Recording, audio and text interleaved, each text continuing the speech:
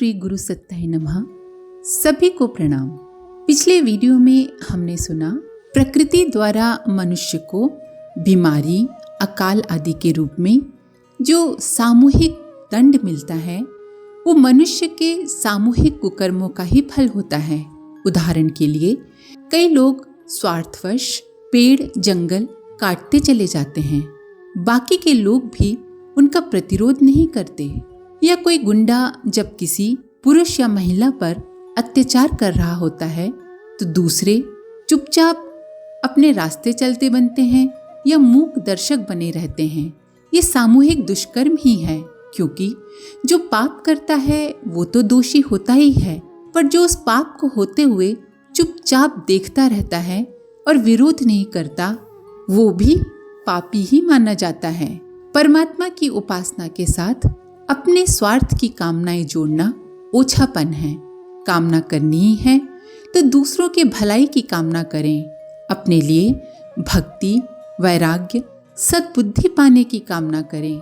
मनुष्य के पास बहिरंग जगत की संपदाओं से भी बढ़कर एक ऐसी आत्मिक संपदा है जिसे चिंतन में श्रेष्ठता तथा क्रियाकलापों में उत्कृष्टता का समावेश कर बढ़ाया जा सकता है।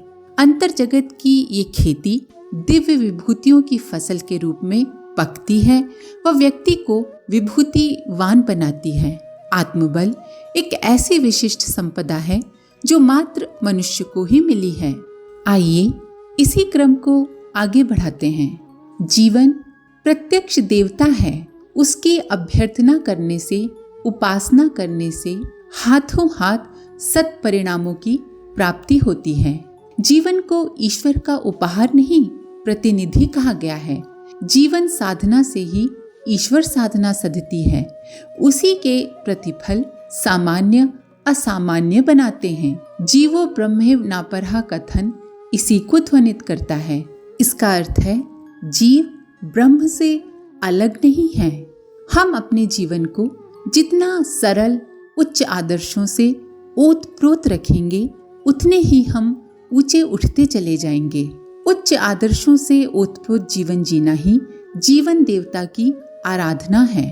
जीवन भगवत सत्ता की साकार प्रतिमा है। जो भी कुछ प्राप्त किया जा सकना संभव है इसी देवता की उपासना से अर्जित किया जा सकता है। इसी तथ्य को पहले भी ऋषि ने अध्यात्म दर्शन प्रकरण में स्पष्ट किया है। यहाँ वे और भी सशक्त स्वर में जीवन साधना को अपने आप में महान बनाने की तपश्चर्या पर बल देते हुए कहते हैं कि जीव ब्रह्म का ही अंश होने से हमेशा उसे ब्रह्म जैसा ही सशक्त, सामर्थ्यवान, गुण संपन्न होने की बात सोचनी चाहिए। इसी साधना ने सामान्य से व्यक्ति को असामान्य बनाया है, पर बहुसंख्यक व्यक्ति इस देवता को, चेतना की प्रतीक सत्ता को जान ही नहीं पाते और बड़ा ही छोटा सा हेय सा जीवन बिताते रहते हैं। एक अंधा भीख मांगा करता था, मिलने वाले पैसों से अपना गुजारा चलाता था। एक दिन एक धनी उधर से निकला। फटे हाल अंधे पर दया कर उसने 5 रुपए उसके हाथों पर रख दिए और आगे बढ़ गया। अंधे ने कागज को टटोला, समझा किसी ने मजाक किया है। वह अंधा समझकर बेवकूफ बनाया है। उसने उस कागज को फेंक दिया। एक सज्जन ने उठाकर वो नोट अंधे को दिया और उसको उसका मूल्य बताया। तब उसे ज्ञान हुआ कि 7 दिन में एकत्र हो सकने वाली निधि वो पा गया था, जिसे वो दूसरे ही पल गंवा भी चुका था। परमात्मा के दिए अनुदान इस जीवन को व्यक्ति अनायास ही पहचान नहीं पाता तथा मूल्यहीन समझकर व्यर्थ की बातों में खोता रहता है। एक दिन देवलोक से एक विशेष विज्ञप्ति निकाली गई, जिसने आकाश, पाताल तथा पृथ्वी तीनों लोकों में हलचल मचा दी। प्रसारण इस प्रकार था। अगले 7 दिन तक लगातार श्री चित्रगुप्त जी की प्रयोगशाला के मुख्य द्वार पर कोई भी प्राणी असुंदर वस्तु देकर उसके स्थान पर सुंदर वस्तु प्राप्त कर सकेगा। शर्त यही है कि वो विधाता की सत्ता में विश्वास रखता हो। इसकी परीक्षा वहीं कर ली जाएगी। बस फिर क्या था, सभी अपनी अपनी बदलने वाली वस्तुओं की सूची तैयार करने लगे। याद कर करके सबों ने अपनी उन वस्तुओं को लिख लिया जो उन्हें अरुचिकर या असुंदर लगती थी। निश्चित तिथि पर देवलोक से कई विमान भेजे गए जो सुविधा पूर्वक सबों को देवलोक पहुंचाने लगे। जब सब लोग वहां आ गए तो विधाता ने अपने तीसरे नेत्र की योग दृष्टि से तीनों लोकों का अवलोकन किया कि कोई बचा तो नहीं आने से। उन्होंने पाया कि स्वर्ग तथा पाताल में कोई शेष नहीं रहा, केवल पृथ्वी पर एक मनुष्य आराम से पड़ा, अपनी मस्ती में डूबा आनंद मग्न है। पास जाकर उससे पूछा, तात, तुमने हमारा आदेश नहीं सुना क्या? तुम भी चित्रगुप्त के दरबार में क्यों नहीं चले जाते और तुम्हारे पास जो कुरूप कुरुचिपूर्ण वस्तुएं हैं उन्हें बदलकर अच्छी वस्तुएं ले आते। वो व्यक्ति नम्रता और गंभीरता से बोला, भगवान, सुना तो था, मैंने सर्वत्र तलाश भी की, किंतु मनुष्य जीवन से बढ़कर सुंदर मुझे और कुछ लगा ही नहीं। भगवान ने जब सब कुछ दे ही दिया है तो फिर और पाना क्या शेष रहा। कहते हैं भगवान ने और सबको उनकी मनोवांछित वस्तुएं दी और उस व्यक्ति को सबका राजा बना दिया। प्रहलाद को देवर्षि नारद ने यही भान कराया था कि उसकी सत्ता ब्रह्म सत्ता से अलग नहीं है। उसे असुरत्व को स्वीकार न कर देवत्व का वरण करना चाहिए। ये परामर्श और प्रहलाद की साधना उन्हें स्वयं तो महान बना ही गई, असुरता के संहार हेतु प्रभु के साकार अवतरण का कारण भी बनी।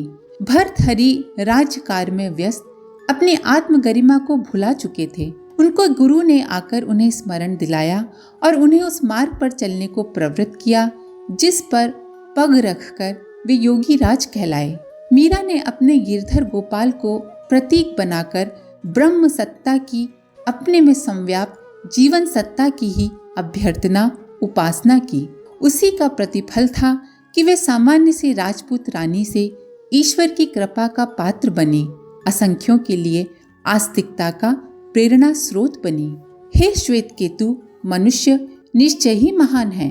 वो ईश्वर से उत्पन्न होने के कारण तथ्यता पूर्ण ही है, किंतु कषाय कल्मशों की वजह से दीन और दरिद्र बन जाता है। मलिनता के भव बंधनों को जो जितना शिथिल करता है, ढीला करता है, जितना छोड़ता जाता है, उसके लिए ईश्वर की समीपता उतनी ही सरल बनती जाती है।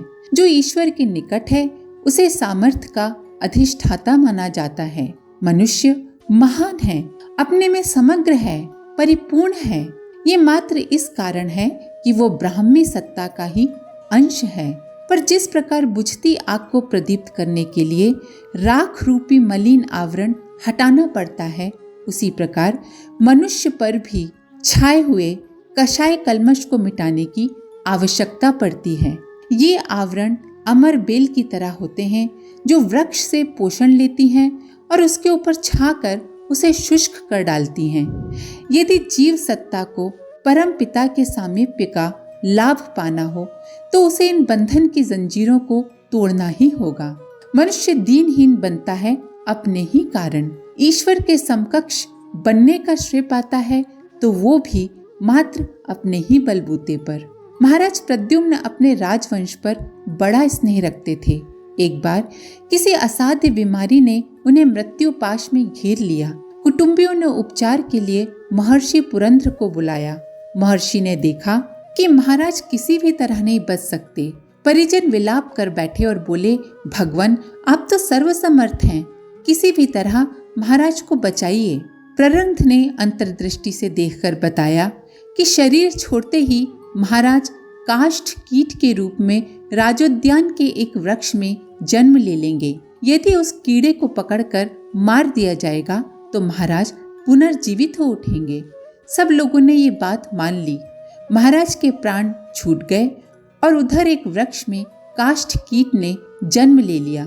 कुटुंबी उसे पकड़ने के लिए पेड़ पर चढ़ गए, पर वे इस डाली पर जाते तो कीड़ा दूसरी डाली पर भाग जाता, दूसरी से तीसरी पर। कई बार तो छेद बनाकर काठ में घुस जाता और दूसरी तरफ निकलता। दिन भर प्रयत्न करने पर भी कीड़ा हाथ न आया। तब महर्षि पुरंद्र ने कुटुंबियों को समझाया कि आसक्ति में पड़कर कीड़ा अपने मानवीय सुविधा संपन्न जीवन को भूल गया है। इसी तरह मनुष्य मोह और वासनाओं की आसक्ति में पड़कर अपने ईश्वरीय स्वरूप को भूल जाते हैं। पेड़ का मालिक पके आमों की खोजबीन करने वृक्ष पर चढ़ा भी, पर एक आम पत्तों की झुरमुट में ऐसा छिपा कि हाथ ही नहीं आया। दूसरे दिन उस आम ने देखा कि उसके सब पड़ोसी जा चुके हैं। उसका अकेले ही रहने का मोह नहीं टूटा था, पर अब मित्रों की विरह व्यथा भी सताने लगी थी। कभी तो आम सोचता कि नीचे कूद जाऊं और अपने मित्रों में जा मिलूं, पर फिर अकेले रहने का मोह उसे अपनी ओर खींच लेता। आम इसी उधेड़बुन में पड़ा रहा। संशय का यही कीड़ा धीरे धीरे फल को खाने लगा और एक दिन उस आम का सारा रस समाप्त हो गया। मात्र रूखी बोंडी नर कंकाल के समान पेड़ में लगी रही। लोग वृद्ध हो जाते हैं। उस स्थिति में पके आम की तरह यदि घर से निकलकर लोक सेवा को अपना कर्तव्य बना लें तो बड़े उपयोगी सिद्ध हो सकते हैं। सम्मान और श्रेय भी कमा सकते हैं। घर वाले तिरस्कार भी करते हैं तो भी आसक्ति के कारण वे अपने कुटुंबियों से चिपके ही रहते हैं। एक बार एक वयोवृद्ध को, जो अन्य कार्यों से निवृत्त हो व्यर्थ में घर में बैठे बैठे अपना समय नष्ट करता था, एक साधु ने यही सलाह दी। समझाया, तात, अब तुम्हें लोक कल्याण की साधना में जुट जाना चाहिए। घर का मोह त्याग कर समाज को अपने अनुभवों का लाभ दो। लेकिन उस वृद्ध के मन में नाती पोतों का बड़ा ही मोह समाया हुआ था। बोला, महात्मा, मेरे बिना मेरे बच्चे कैसे रहेंगे। वृद्ध घर लौटा। वृद्ध अवस्था का शरीर, रात नींद जल्दी टूट गई। उसे लगा बगल के कमरे में कोई बात कर रहा है। ध्यान देकर सुना तो पता चला उसी का लड़का और बहू बात कर रहे हैं। बुढ़ा दिन रात खांसता है, मरता भी नहीं। हर बात में अपनी टांग भी अड़ाता रहता है। अपमान सहकर बुढ़े को समझ में आया और तब उसने घर त्यागा। मनुष्य का मन ही है जो सदा सांसारिकता के मोह में पड़ा रहता है और भगवान जैसी महान अपनी आत्मसत्ता से मिल नहीं पाता। जीवन भर के तुच्छ अभ्यास, जड़ आदतें, आसक्तियां मृत्यु के समय भी पीछा नहीं छोड़ते।